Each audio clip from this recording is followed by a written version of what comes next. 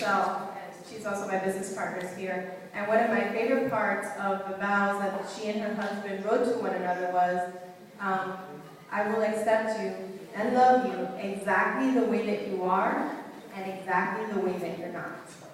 And I get teary-eyed every time because my husband is my husband. He is an individual, 2 lives.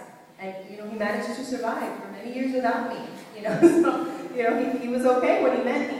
And there are things that we are going to agree with, and there are things that we're not going to agree with. The great part of marriage is when you come to the common ground, okay? And, when you learn, what is important, what are the, deal breakers and what are not. But when they said that to each other in their wedding, is I love you and I accept you exactly the way that you are and exactly the way that you're not. There's nothing to fix. There's nothing to change. The guy is not a do-it-yourself fixer-upper project for you for the rest of your life.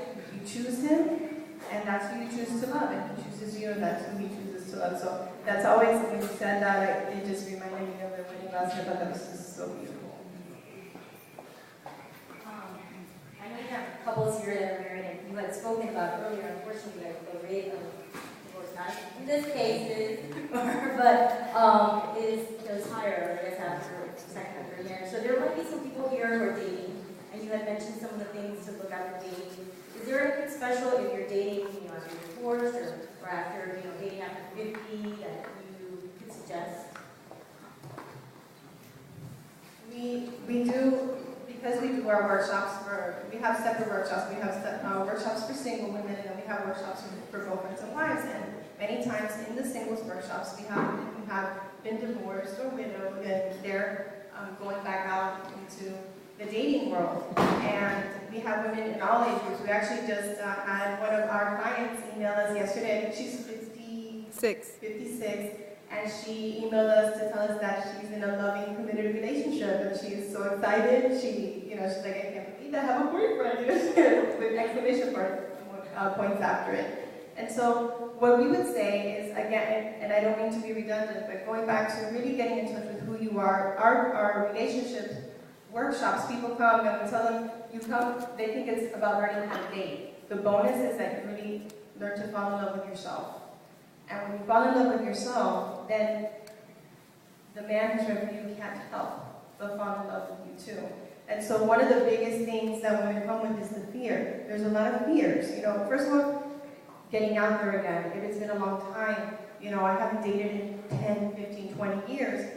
How do you do this thing? So we do help them. And one of the things that we say is, honor yourself, honor your desires. If you want to be married, first and foremost, I'll tell you, the women who come to our workshops, you see these beautiful, successful women at the top of their game in their career. And they feel that the one thing that's missing is that relationship. Not that they're incomplete, they just want somebody to share that with them. And so we tell them, we work a lot on self-care, honoring yourself, and then we do talk about how to be on a first date. Ladies, I'll give you a free nugget. Be quiet on the first date. Listen to him. Really listen, be present. We get nervous and we tend to fill the night with nervous chatter. Then we wonder why we're exhausted when we get home. All we did was eat. No, we were like on stage auditioning for the 3 hours. So, listen, really be present, notice him, see what he's interested in, see if it's somebody that you would want him to call you. Instead of worrying if he's going to call you, do I want him to call me? Do I want to go out on a second date with him? And really be present about that. And the other thing that, a lot of people are worried about online dating, some people are not comfortable with that. We do workshops and coaching on how to do your profile so that you're attracting the person who's a good match for you, so that you're not going on 57 dates only to realize that none of them is the one that you're actually interested in. So honor yourself, really be present on the first date, and be yourself. I told the men to be men of integrity, and I'll tell them to be authentic. Really be who you are. Don't twist yourself inside out to try to be who you think he's going to like. Just be yourself. The man who's right for you is going to fall in love with you.